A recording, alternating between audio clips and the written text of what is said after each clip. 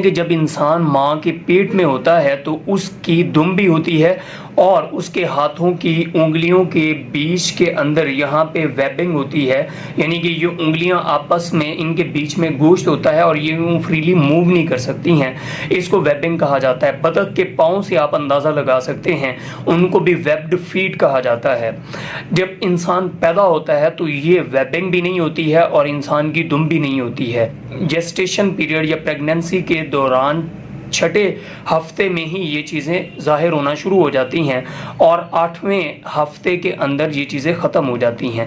دراصل ان کو ختم کرنے کے لیے ہمارے جسم میں ایک پروسیس ہوتا ہے جس کو اپوپٹوسس کہا جاتا ہے۔ جو ہی 8 ہفتے گزر جاتے ہیں تو یہ والے سیلز خود بخود مر جاتے ہیں، اس پروسیس کو اپوپٹوسس کہا جاتا ہے۔